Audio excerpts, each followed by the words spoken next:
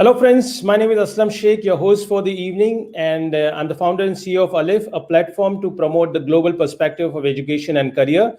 This is our 20th webinar series. We've been doing continuously for last 4 months, every Friday, same time, and it has been broadcasted live on Facebook and YouTube channel. So you can choose any platform to watch it live.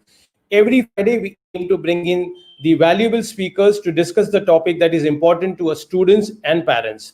So for the benefits of our new audience who are joining us first time, let me quickly take you to the introduction of Alif, who we are and what we do.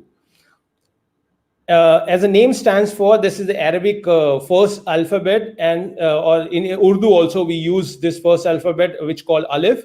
And we kept this name because it denotes, it signifies the beginning of education, beginning of new learning, and that's the reason why this name is all about. Talking about a company we established in 2008, counseled over 23,000 students. We enjoy 100% admission ratio to our universities who we represent. 95% is a visa success ratio, which is among the best, and we represent 14 plus countries. Our company is certified by the supreme body for the overseas education consulting quality monitoring from point of view, ICF from Germany, WEBA from Switzerland. We are British Council certified consultant, award winner by UniAgent, ISO certified, etc., etc. What we promise to our student is the 100% guaranteed to the admission to the university we represent. So we match your profile with the university which you should go for. These are some of the universities where our students are studying. You can see all the universities, or most of them, would rank among top 100, 200, or 500, depending upon the subjects and the country they come from. Also, we assured our students is a scholarship. Till now, Indian rupees equivalent to 23 crores plus scholarship have been distributed to our students by the various universities we work with. These are some of the students who got the scholarship as low as you can see, 1,84,000 to as high as 100% tuition fee waiver based on their academics. So that's how the student can be benefited. The essential three services we offer is career counseling, of course, without which you can't move further. Most of the time students wants to go abroad, but they don't know what to study. Hence, we take the first step very clearly. So we have got two technologies, DMI through fingerprints or student ability test. That's an online test. We also help the students for the IELTS coaching, which is mandatory or almost compulsory for almost all the universities across the world. And of course, step-by-step process, right from student profiling to application to finding the accommodation in abroad. These are the countries which you can see across the different continent we represent. So we are pretty much covering the major countries for which students are interested to go. Apart from students' documentation and process, we also help the students to prepare for the cross-culture training, because you may be moving first time in the country, do not know what are the expectations from the locals, the etiquettes, etc. And we help the students for that. We also very closely monitor the quality of our services. We have been rated by the student 95% for their student satisfaction ratio. My staff visit to the foreign universities. We meet our students abroad, and that's how we check also onto their progress. We have been rated 4.6 out of 5 on Facebook ratings, Google 4.2 now, actually, by 5. We have got third largest followers on Facebook in terms of numbers in our industry. And these are some of the reviews, some of the events which we do, visits to the different universities where our students either are studying or we work with those universities. Some of the student success stories, like student who visit abroad, they study, like Shweta, her research paper was published in New York in the local Times newspapers. She's completed her state studies from State University of New York, and she's been working there. Akshay is a success story in Ireland. He got the job in Dell Technologies after doing his MBA. And likewise, we have got many stories you can watch onto our YouTube channel or visit our website. About me, I'm the founder and CEO, counseled personally over 1,000 students, visited over 14 countries, have been awarded by various bodies, which you can check on my personal profile on our website or on my LinkedIn profile. And I've got a surprise gift for you, so that stay tuned so that we can come back and we can share with you. So that's a small and quick introduction. And for the benefits of our industry people who are seeing this video or watching this program. If you are a subject expert and would like to share your insight with us in the next program, please do write to me at aslam@alif.in. I'll be more than happy to see your profile and invite you for the next event. So let's move on to today's topic, and today's topic is study and live in Canada. To discuss these exciting subjects, we have with us an expert panel of speakers. Without any delay, let's do the honor of introducing them. Let me first introduce our first speaker of the evening, and here she comes. Hello, Pritika Sharma. Hi Aslam. Thank you. Very good evening to all of you present out there. Thank you very much. Good evening, everyone. And good evening to Pritika also. Let me quickly introduce Pritika. Pritika is education advisor and career counselor at Peace Public School, Ludhiana.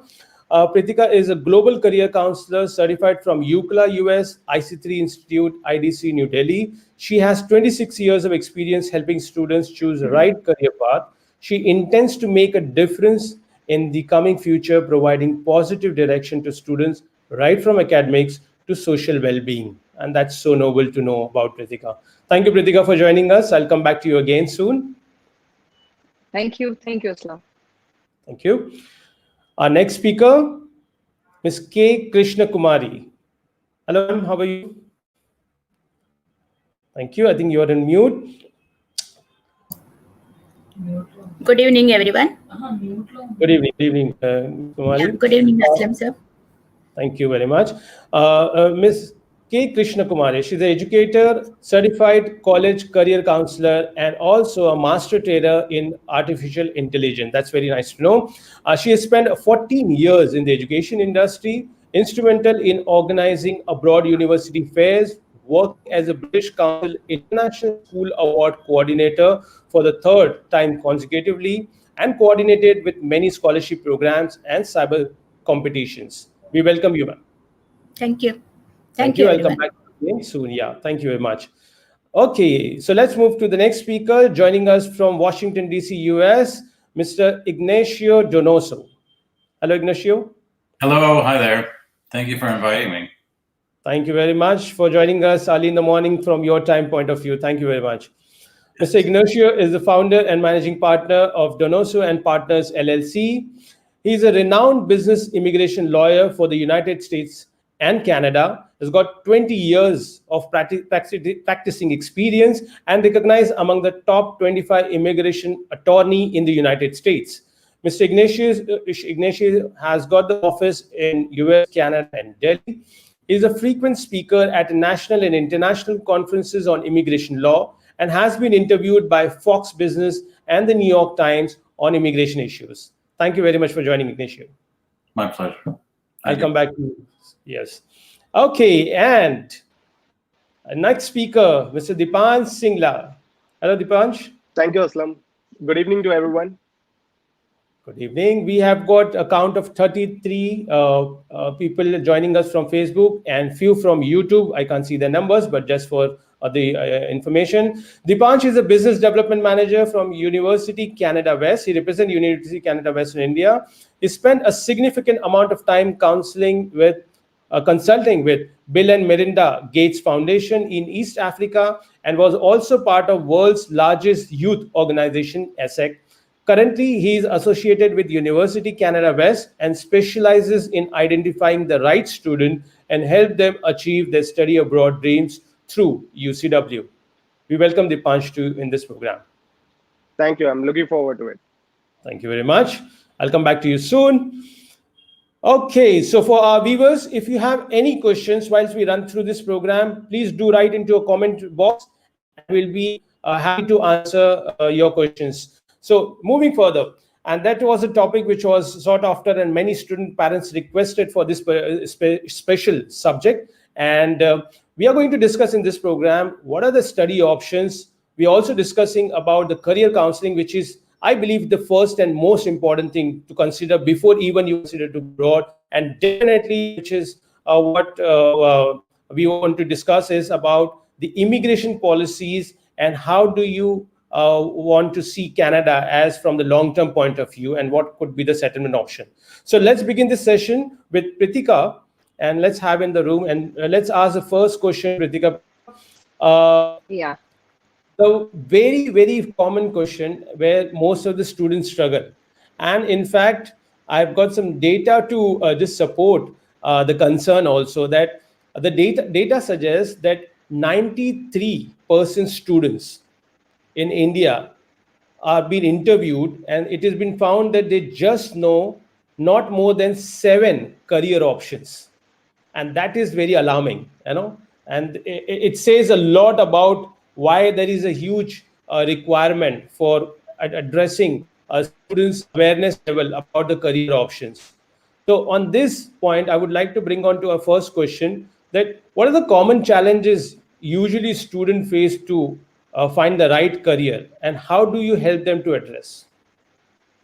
See, as you previously mentioned, like in India, like the ratio of the counselor and the student is 20,000.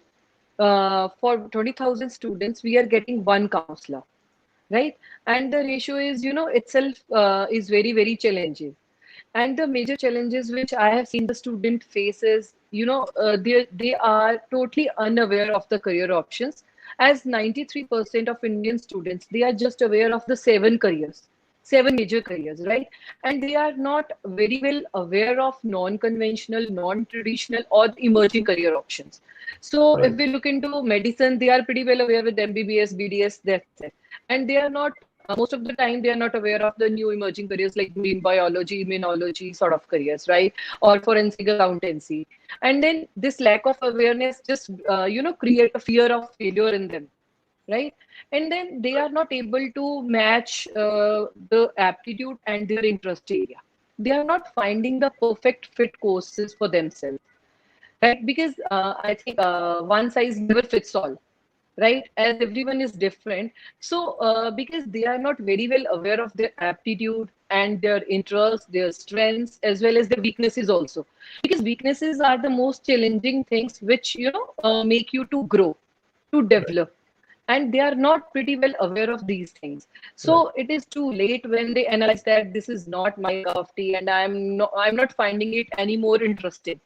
And exit at that time, exit is very, very tough then, because they Right. already have been for the next, last 4 to 6 years in that particular course. So, and then social barriers are also there, and parental expectations, right? So Right. because even as parents are not that aware, you know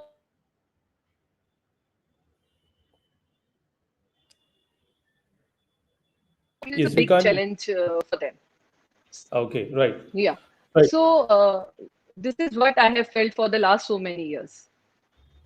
Absolutely. So you very rightly listed out the challenges what the students are facing, and I will just keep on switching the gear because we need to cover the 4 different aspects, but all connected to what our topic is. Let me go to quickly Ms. Krishnakumari and bring her here to discuss about that. What are the new age career, Ms. Kumari, according to you, the student should look for? Because as the data suggests that they are not known to more than 7 options. It's very alarming. And Yeah. wherein we are talking about AI, cyber security, games development, renewable energy. I mean, what is your advice? What are the new career options, and how should they look at it from the students and parents' point of view?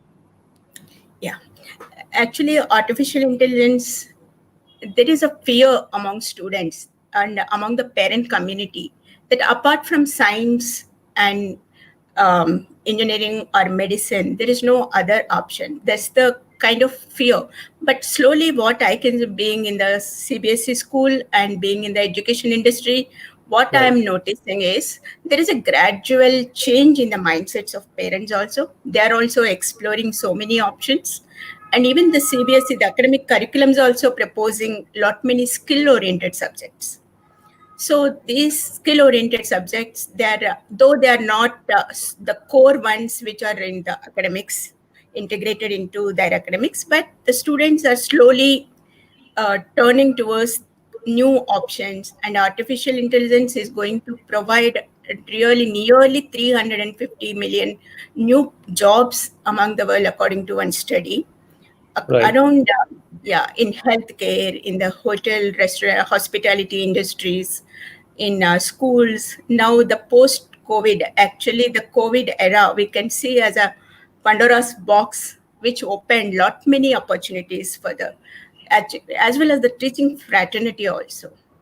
Right. So So you see this as an opportunity for the students yes, to explore the options, and you think that options. AI can be applied across the industries. This is what you say. Across the area, any area.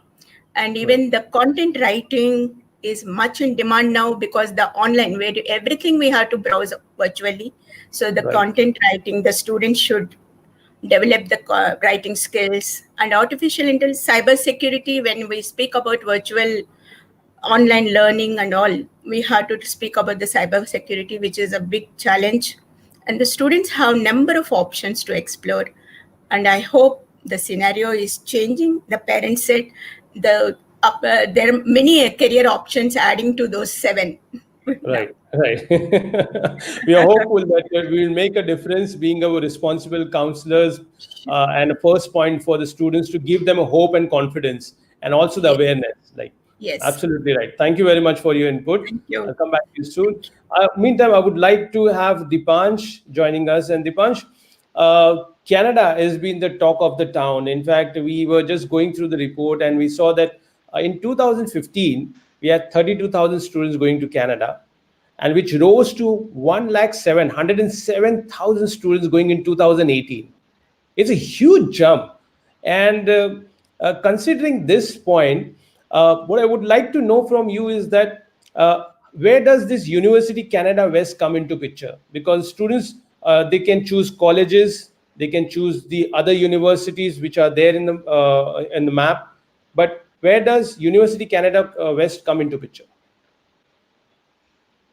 I think the bottom line is whether you are able to secure a job after going to Canada. So going to Canada for studies, finding a job there are two different tasks. So what University Canada West does is try to bridge that particular gap. So we are located in Vancouver, downtown Vancouver, which is right in the middle of the city. If you see Vancouver as a city, 40% of the population is immigrant. And it's also ranked as the third most livable city in the world. So Wow. definitely, I agree with you completely that Canada is one of the most popular destination. It's one of the most immigrant-friendly country as well. And Canadian government, along with universities, are doing everything they can in this COVID era in order to support the student. So the kind of support that is provided is unparalleled to any other country out there. And that's why Canada remains as one of the most popular destination. And UCW in particular, because we are able to bridge the gap between the jobs and their studies. That's why our MBA program has 100% employment rate. That's fantastic. And when the student choose this options from college to university, what's your advice? Why one should look at UCW as compared to the other colleges and university? One point is well taken, is that you emphasize onto the jobs and career availability. What are the other things we'd like to talk about? I think one of the things that students should really consider is students should go a step ahead in their research and research about the faculty members, like what kind of faculty is available at UCW or any other college or university they are choosing. They need to go to the faculty profile as well. Since, for example, in UCW, most of our faculty members have 15 plus years of experience. And along with that, along with the teaching experience, they also have their own companies outside. So they know what's happening in the real world. So they are able to bridge that particular gap. So they are able to impart that skill-based education, which really helps, which eventually helps them to get a fulfilled career. Absolutely. I think you are bang on the point, because that's what the students are connecting: education with a career. That should be the outcome. Even when we invest, we first ask the question that what is the ROI on this investment, return on investment. Yeah. And I think you are bang on the target that this is what the students should be looking at. Of course, then you have a look at the location of the university and the faculty profile who are actually going to come. And if they come from the industry, it adds a lot of value and a lot of connection between the industry and the academies. Thank you, Deepansh, updating on this. I'll come to you soon. I'd like to invite Ignacio. I'm sure that many people are looking forward to hearing from Ignacio, talking about the immigration policy of Canada. The first question which I would like to start with is that Canada suddenly became the hot destination for not only for Indians, but I'm sure from the rest of the world for the immigration point of view, because of its high quality life and because of its system, education benefits, etc., which we would like to learn from you. But here I want to share the data also that in India, in 2016, we had 39,000 plus families or people migrating to Canada, where in 2019, it has been recorded 80,000 people who got Canadian immigration. And that's a huge surge in the demand. Why do you think that Canada has become the number one destination for the immigration, Ignacio? Well, thank you. I think it's a combination of all the benefits of the Canadian economy and the Canadian vision of, let's say, an accepting and fair society. So in terms of economic basics, you're talking about a G7 country. Canada is a country that has extraordinarily strong infrastructure. It is a country that has been experiencing economic growth for many years now, with strong performance throughout the economy, ranging from natural resources extraction to financial services to real estate production, and most recently, technology. The technology industry in Canada, whether it is software development or something similar to that, has grown tremendously. And we're seeing success stories that are very famously international in their scope, that are based in Canada, not based in Silicon Valley or elsewhere. So all that together means that the Canadian economy has been doing great. And you layer on top of that the core demographics of the country. The country is experiencing what many Western countries are experiencing, which is an aging population. And that means that it is necessary for Canada to accept immigrants in order to maintain the size of its relatively small population. And that means that Canada has opened its doors to immigration, particularly skilled immigration, but it's not the only kind of immigration that's been welcomed. There's investor immigration and also immigration for students, for people that are less skilled. The key is that the entire system offers access through reasonable and predictable procedures to a society that, as one of our speakers mentioned just a few minutes ago, understands that immigration is part of its survival and welcomes immigrants. There is a real difference in that. And what do you get? You get a society that has made decisions decades ago about living in a fair and let's say just way. And no country is perfect, but there's a commitment in the Canadian political environment to welcome people and let people live and prosper peacefully. Absolutely, absolutely.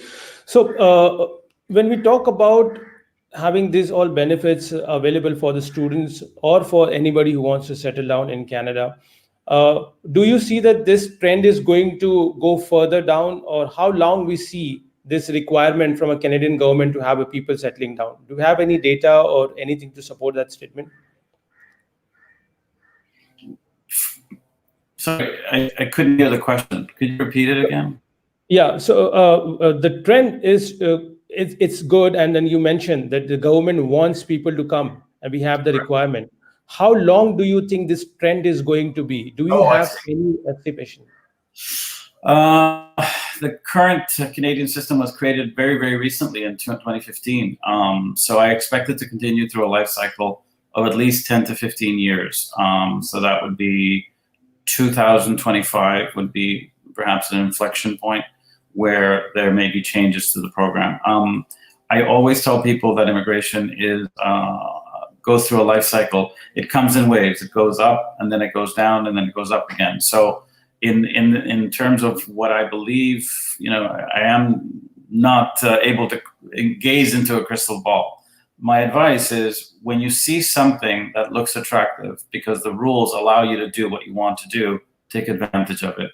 It's not always going to be there. And as I said earlier, I would expect the life cycle of this particular regime in Canada to take 10 years from its inauguration in 2015, and then unfortunately, there's only so many people the country can accept at one time, so you may see a reduction in the number of immigrants. Right now, that's not the case. Okay, great. Thank you, Ignacio, for guiding us on this very important point. Thanks a lot. Okay, so I'll try to bring in Pritika in the room, and then we will learn from what she has already mentioned about the challenges, what the students face when they are looking for a career counseling. But let's see that if these are the challenges, then how to find the solution, how through the career counseling the students can get through these particular question, that how to find the right options for themselves. Pritika, can you hear us? We can't see you or listen to you. We can't. Okay. Your video is off. Sorry. So I'm able to see you, and I'm able to hear you as well. Okay, we can't see you. Maybe you can continue and just yeah. Or meantime, if you can just check your video. Meantime, I'll just go to Krishnakumari and then I'll come back to you.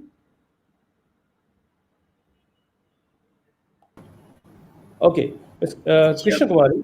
Okay, Yes. let's discuss about one very important program and what most of the students look for when they graduate. And nowadays, there is a trend that even if you graduate from medicine, science, engineers, especially, and of course the BMS, BCom students, they all want to pursue their master's or MBA program. Yes. So, what is your point of view on the MBA program, and how and why one should go for an MBA as a career counselor? What's your advice? Number one. Number two, how does it help students to shape up their career options? The first and foremost point, which I denote as an MBA program, actually it creates and it sharpens the creative thinking skills in a person, maybe a student, and it will be expanding the global outlook also. It will be adding an international dimension because they will be working with the industrialists as well as the college, whatever assignments they are allocated and all. To work out this, they will be connecting with so many people, and it will be invariably increasing their innate curiosity also. It will be enhancing their enthusiasm, because the network, being a social person, any human will learn to hone his skills to project himself as a good, and it will be giving some credibility to the student person and is able to manage he can solve his own at the personal front also many problems, and even the financial risks and all he can assess better than the normal any science graduate or any science postgraduate in that matter. And it actually, the MBA program, being a science graduate and going for an MBA program after the graduation, it uncovers many new careers. Being a doctor, even in the medicine field, the doctors, they need to know how to manage the patients, how to manage the hospital administration and all. So I feel MBA programs, even after medicine or whatever the field the student have done the undergraduation, will add a new dimension to the career in a positive prospect. Yeah. Right. So you say that it should be considered as a tool to use. Yeah, the prospective career, and also have a look at the management aspect of any industry which we are talking about. Very well said, Krishnakumari. Thank you very much for adding it. I wish to add one more point. Yeah. Being an MBA graduate or postgraduate, actually this will add another angle how to deal with the situation, crisis like post-COVID and era. Even having only the academic knowledge in the science stream may not be helpful, because they need to manage the situation also. So I feel MBA is preferred as a career after that science streams also. We can encourage. Thank you. Very rightly said, because even in the we have got a lot of studies done whereby we say that we are having no lack of the professionals, but we definitely have a dearth of leaders and true managers who knows how to lead and how to manage. And I believe that this is where you are rightly saying, that what the students are looking for. Thank you very much for that piece of information. And on the same note, I would like to invite Deepansh. Deepansh, UCW has got its MBA in its sleeves, and I guess it's quite popular in India, and many students are flocking towards this particular program. If we talk about this one just program, why do you think that the UCW MBA is so popular among the graduates?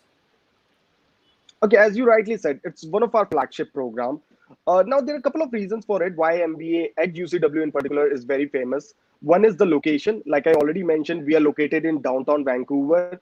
And I firmly believe MBA is about creating network, creating a strong network so that you are able to find job or able to start your own company. And location matters a lot because we are strategically located in downtown Vancouver. So students have all the access to the global industries, to the global companies out there. That's number one. Number two, admission requirement as well. We are quite flexible. You do not require to give a GMAT or GRE. If you will notice as well, most of the North American schools are slowly moving away from the standardized test because they are started to believe that standardized test cannot be the only indicator for the student success or failure in the class. True. So we do not require GMAT or GRE. And the third is we do not require work experience. If you see most of the North American school for the MBA program, which is ACBSP, which is the global accreditation, they require work experience, 3 years of minimum work experience. And here, even the fresh graduates can go and do an MBA. The only difference is they have to go through an MBA foundation program, which is as a compensation for the GMAT, GRE, or maybe for the work experience. It's a 3-month program that they have to do prior to enrolling themselves into the direct MBA program. And the fourth reason also is very cost effective. The entire MBA program is 19 lakhs, 19 lakhs only. Even if you compare it with some of the MBAs in India, it's still cheap. And if you compare it with MBA, let's say Rotman or Schulich School of Business or McGill, right? Their MBA costs a bomb. Their MBA costs around 50 to 60 lakhs. And here we are just charging 19 lakhs. And you're studying in a university, you're getting ACBSP accredited MBA, and this is an MBA where the student placement is 100%.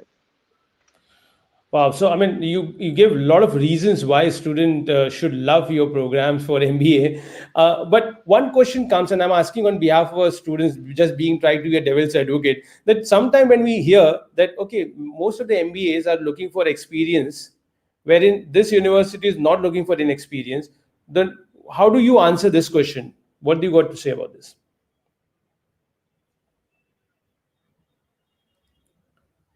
Deepansh, can you hear us?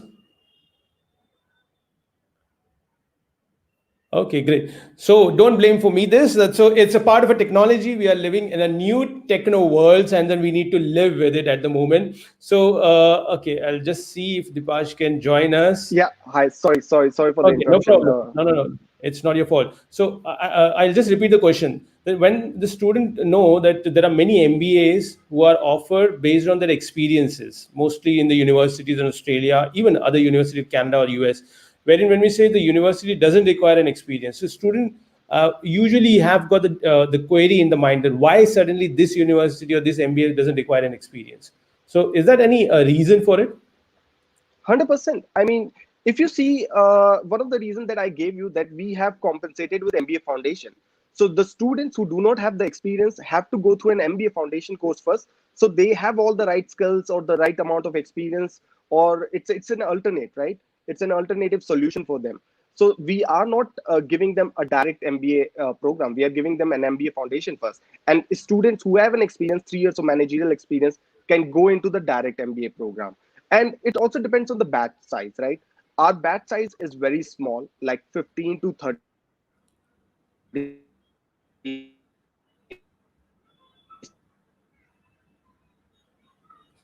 Sorry, Deepansh, we are losing you in between. Meantime, I will just add my experience. When I visited University of Stanford, and that's a dream university most of the students would want to go for. But what you would see stunningly, the fact is that when you go into these big universities, first of all, it's like a small town itself. And number two, when the students go to these kind of universities, they are pretty matured students. they are not fresh graduates. They usually have got the average age average age in the classroom of MBA would be between 28 to 35, 36 years. So they are essentially coming into these big universities to better their resume or have a better option, from the networking point of view. So it's not a degree alone for which they are joining this university who requires experience, but it's more than a degree. So there are different reasons why you go to different universities. So that's just a piece of information from my side. Meantime, I will have Ignacio to join us. And Ignacio, when students who are looking for an MBA, especially when you're talking about this degree, these are the students who are career oriented. These are the students who definitely look this as an investment tool to enter into a country, look for a good career for themselves, and probably maybe settle down afterwards. So what these kind of students will have an option in the form of Canada for the settlement post their qualification. So when a student pursues a master's of business administration, their end goal is to obtain an education that will allow them to get a job. And the job will be better than their previous job, or their salary will be higher because they have acquired additional skills to help them advance in their career. That's the basic idea. And Canadian education immigration has the benefit that it allows the student to study and then obtain a work permit after they complete their education. And that work permit is for up to 3 years. So that's a huge benefit.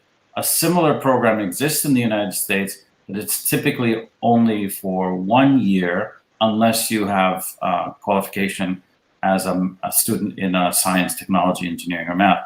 In Canada, it's not limited in that way, and that means that the overwhelming number of students who complete a master's of business administration degree, which takes at least a year, certainly over 8 months, which is the basic rule, will obtain up to 3 years of work experience or a work permit for 3 years in Canada. And that's a life-changing opportunity, frankly, which means that the student can then turn that into a way to obtain Canadian permanent residency. So Canadian permanent residency offers advantages to people that have completed education in Canada and people that have, in addition to that, obtained work experience in Canada. Absolutely right. That should be answered. Ignacio, do you have any answer for this question?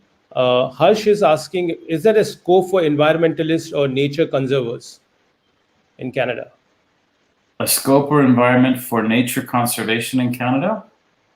Yeah, is there a scope for somebody who's looking for a job or maybe a settlement option from this background? Do you have any idea?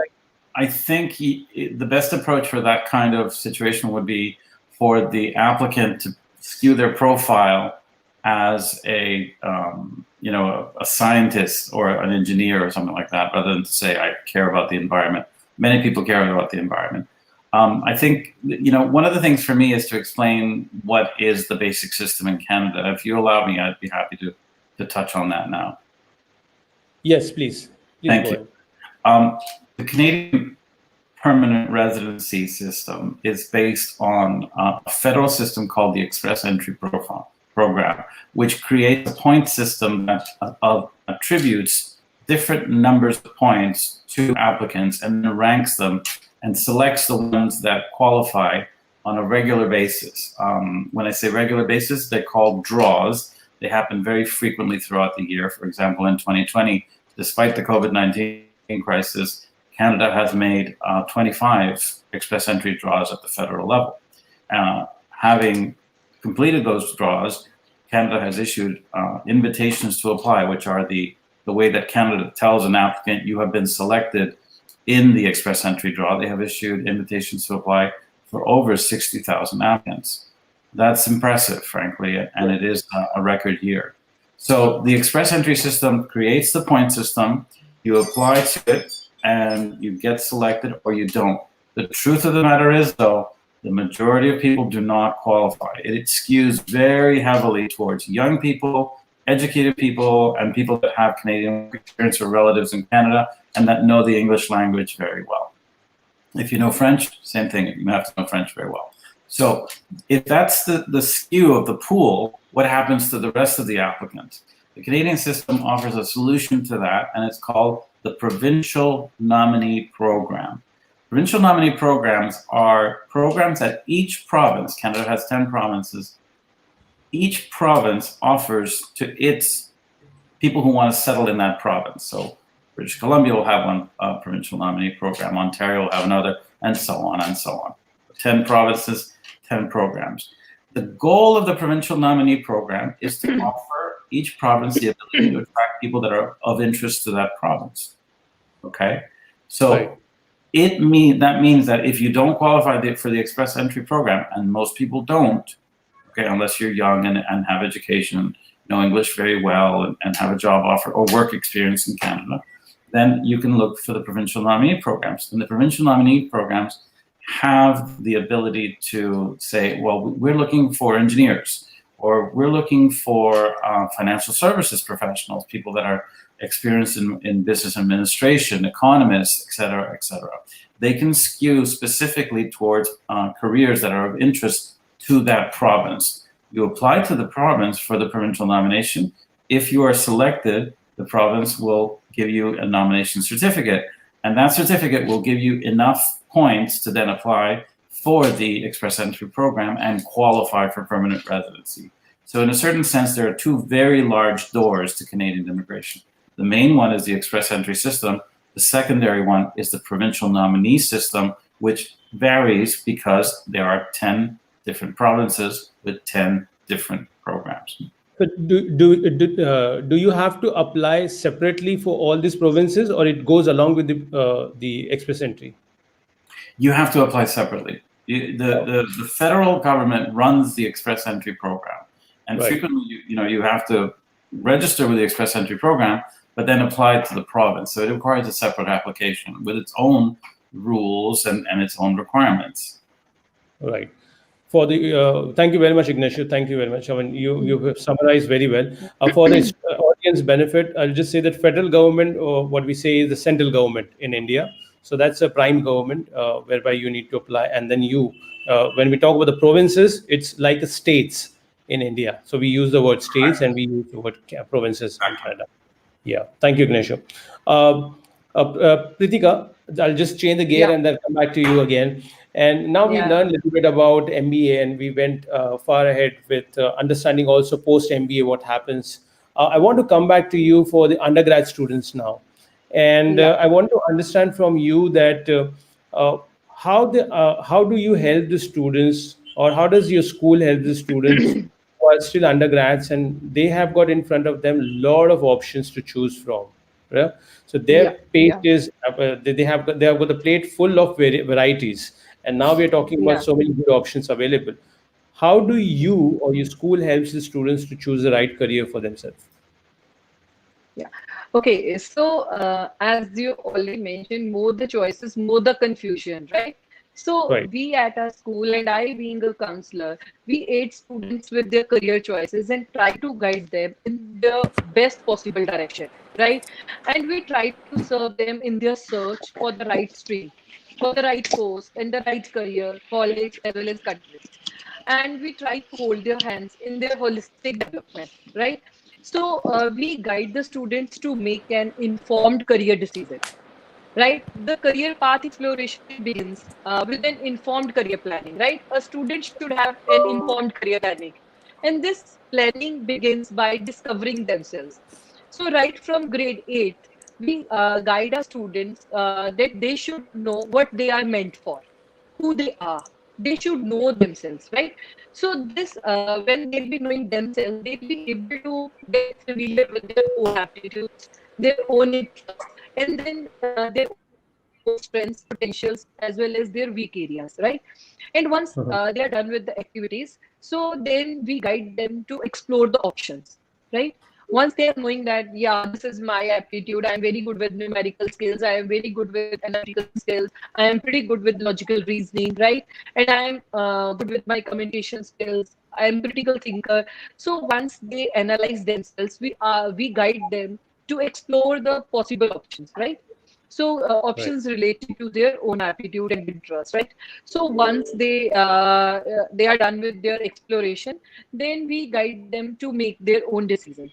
We hold their hands, and once they take it, then it is the time to take the action. Either it's a stream for 10th grader, or it's a course or a college for 12th grader, right? And then they themselves evaluate an action.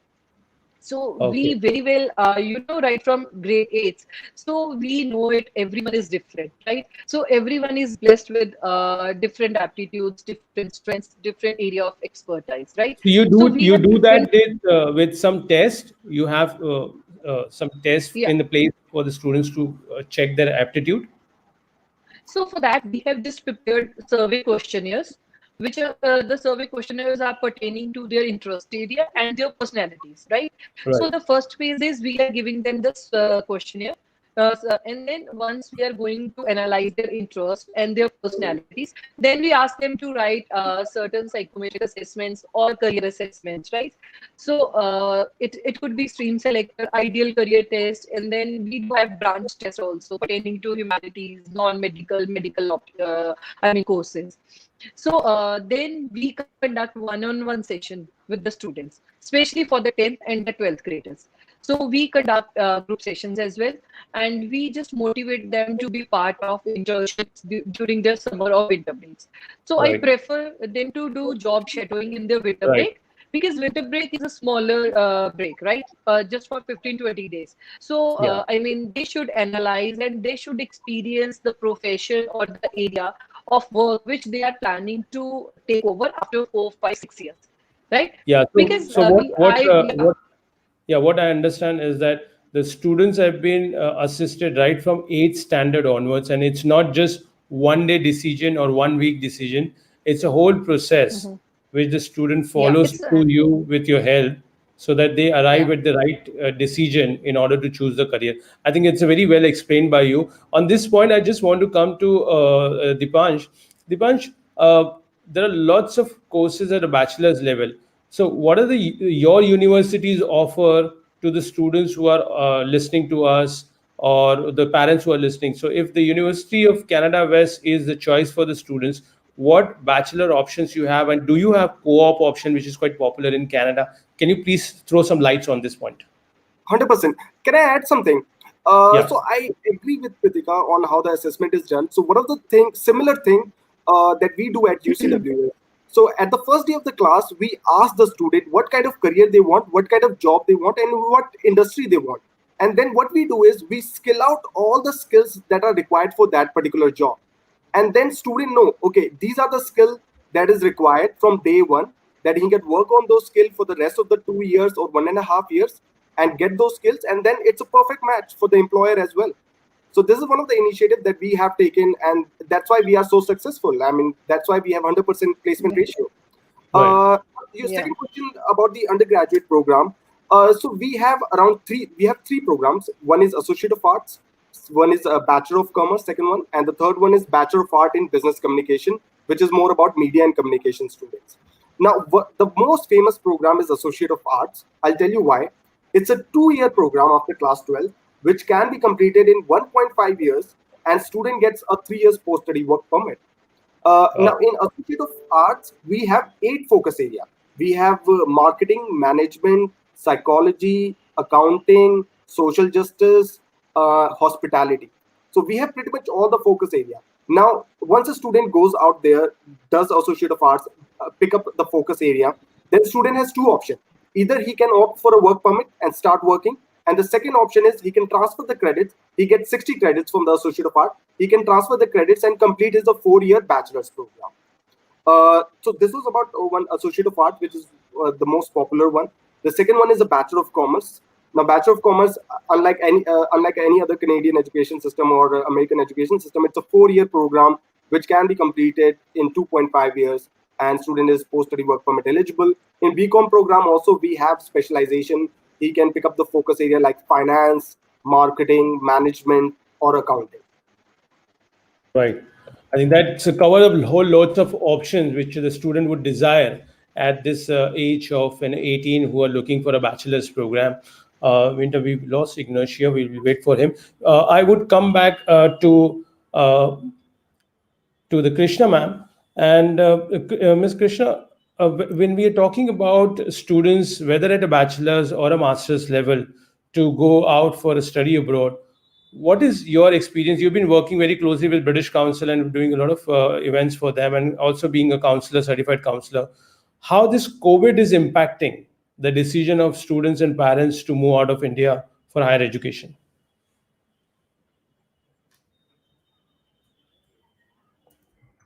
Sorry, you are on mute. Yeah.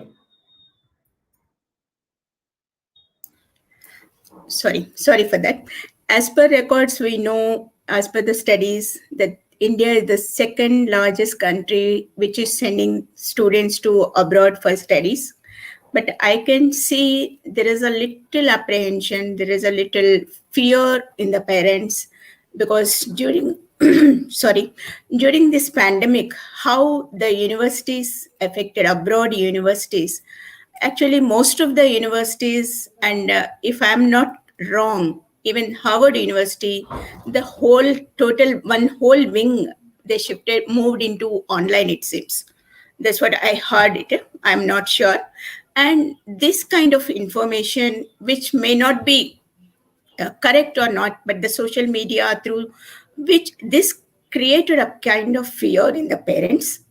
And there is a drastic fall. And one more point is the economy, the parents and the job security, that they feared a kind of job security also, because during pandemic, how to overcome this crisis is a kind of life skill. It will not be imbibed through curriculum. So many parents are thinking, let the children be with them, let them go ahead with their own academics in their local colleges. This is what I feel to a certain area. But many parents who are already well versed with the awareness and all, because India, you know how the digital divide makes a greater impact on education. That's the reason. So there is a great fall. But most of the students are very much optimistic, but few are unable to bridge that gap, that digital divide, they're unable to bridge. That's what I feel, Ashraf. I do agree with you that we certainly have experienced the fall into the immediate urgency to go abroad, and the important intake of September has been lost in this bargain for most of the universities. However, now the things are looking positive. Most of the universities have either started online, offline model, or what we call hybrid model, or they're also encouraging with their lot of offers, subsidies, reimbursements, scholarships to bring back little more confidence in the market, so that the student parents are still take that option and then go back. So yeah, what you said is right also. On this point, I would just come back to the last round of a conversation, and I would come to Pritika. Pritika, now what you come from Ludhiana, and North India we know is the big draw for Canada. So how do you see the Canadian demand in the past, present, and what's your predictions about the future?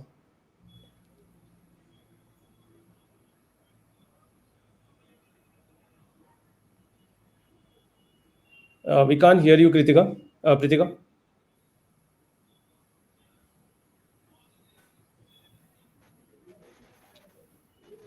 Yeah. Am I audible? Yeah. So where I reside, I'm in Ludhiana, like in Punjab. So it is that state where 75 to 80% of students, like, they look overseas when they think of their undergrad courses, right? And Canada is one of the best sought after countries for studying abroad, right? And both for undergraduates as well as for graduate students. I mean, what was happening earlier, like in 2019. So my experience is there is hardly a difference of 5 to 10%. The craze is equally same.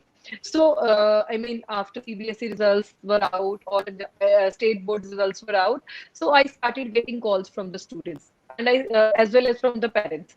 Like Right. they are reaching out to us, like for IELTS courses, for the application, for the medical as well.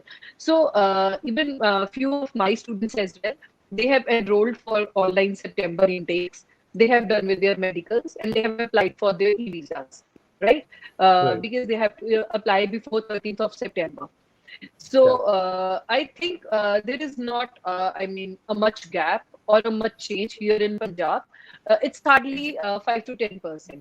Might be the students, they haven't kept any backup option because they were not prepared and no one was knowing of this COVID-19 situation. So because they were right from the last year, they were planning after boards, they'll be working on the prerequisites and then they are flying for their study destinations.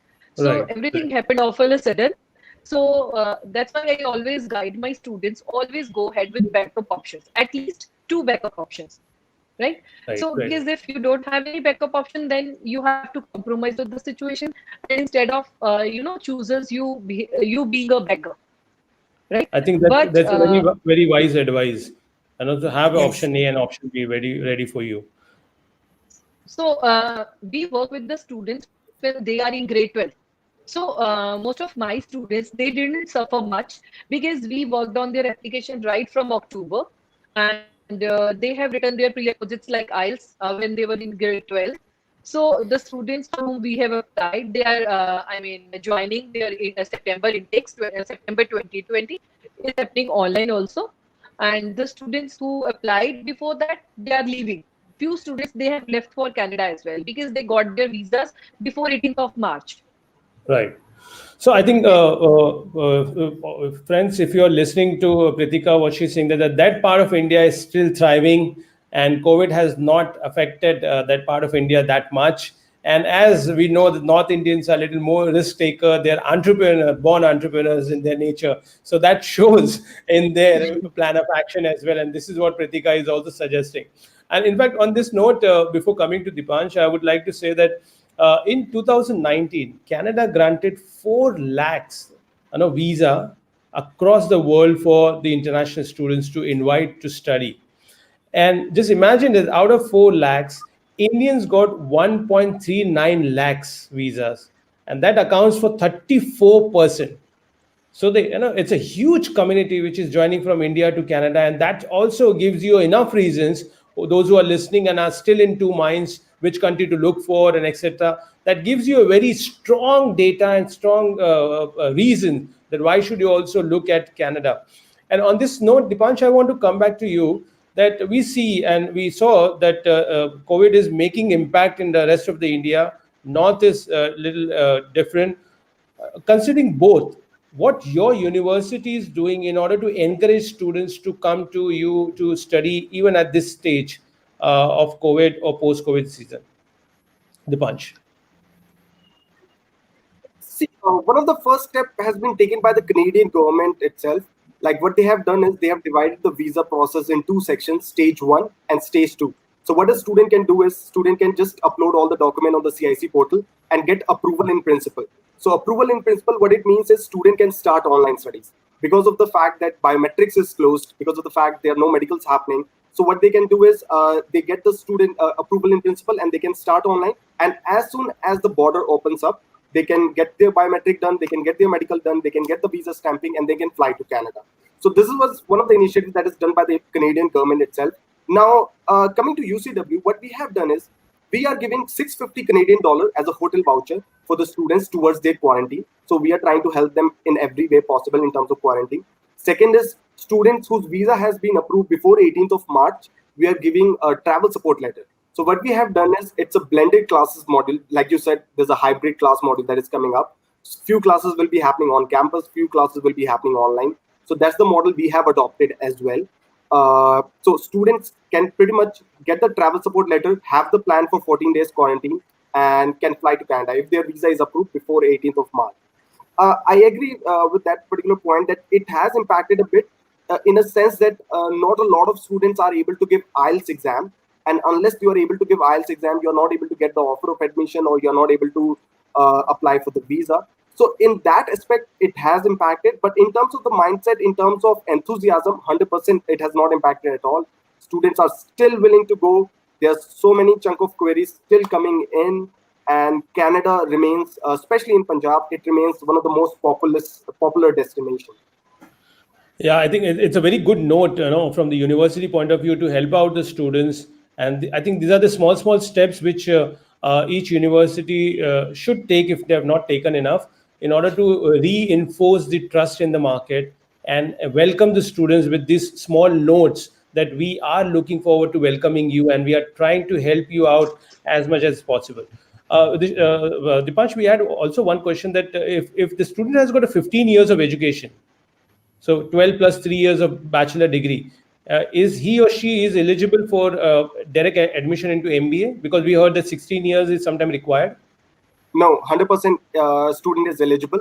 The only requirement is if the student has done a BBA and BCom and has below 72%, then they will have to go for an MBA foundation first, which is of 3 months, like I said. But a 3 years degree is acceptable. Okay, I think that's a big relief for most of the students, because again, this is a myth a lot of students carry, that okay, 16 years is required to be done in order to qualify for yourself to US and Canada for 15 for master's program. So that's where you get a very easy and simple answer from Deepansh, and then that opens up a lot of door for a lot of students. So we come to the conclusion part. I'm really sorry, friends. Ignacio has just WhatsApped me that his computer has crashed. He was frozen on the screen, so that's the reason he can't move. He's trying from mobile, but let's see if he can join. Otherwise, we need to conclude the session. But I promise you that if you have any question, and those who have already posted here, I will try to answer these questions through the email, and or our counselors will come back to you with the answers on behalf of Ignacio. Okay, so before going further, I just want to also inform our audience that those students who have listened very carefully and that they got to know that the career counseling is a very important first step you need to take it before you even decide the university and college. Alif has got something special to offer on this particular day, and this is what we do every Friday. Most of us are aware of. So if you're looking for career counseling, there is one of the best tests we endorse is a student ability test. And it is consist of psychometric test, personality test, and aptitude test. Usually it costs 5,000 rupees, but only for today, those students who enroll and click on this and register themselves, it will be available for only 999 rupees. Yes, so you save a saving, or you have a saving of 4,000 rupees, which I think are worthwhile to take your first right step. So this I wanted to share with you. Also, the students who would like to have access to this video and also resource material for study in Canada, they can click on this link, and then automatically they will have all the resources sent to them if they are looking to have more information or who cannot catch up the entire video on time. So that's a small investment. So before we're going to conclude the session, let me have a one-line closing statement from each of our speakers, what they got to say from their respective domains. So I'll come to Pritika. Pritika, so we have got the answers for most of the student parents looking for in terms of their career at the bachelor's level and how you help them to go through it. So what's your final statement for the students from the career counseling point of view? So I would like to convey my message: be the best version of yourself. Wow. This is what I feel like. That's the very strong statement. So be the best, and in order to be the best and find out what is best in you, consult experts like Pritika, like Krishnakumari, that they can help you, or come to us if you are in Mumbai or Western India. We'll be more than happy to assist you to find your first right option. Krishnakumari. Yeah. Actually, the students are information overloaded now. So they can tap their own potential since, as Pritika Sharma ma'am suggested, from class 8 onwards. Then they will know where they're standing, which talent they possess. So tap your own potential to forge ahead. That's the Right. statement I want to give. Absolutely. So, Ms. Krishnakumari is very clearly saying that tap your own potential. Don't look at what your friends are doing or what is the trend or what is in fashion, because what is in fashion today, tomorrow by the time you complete may not be in, right? It may So not be be. very sensible, play. I mean, just to complement your line, what you said, I say to my students when I take the session is that play with your strengths and pay attention to your weaknesses. So play with your strengths and pay attention to your weaknesses. That's good enough to go further.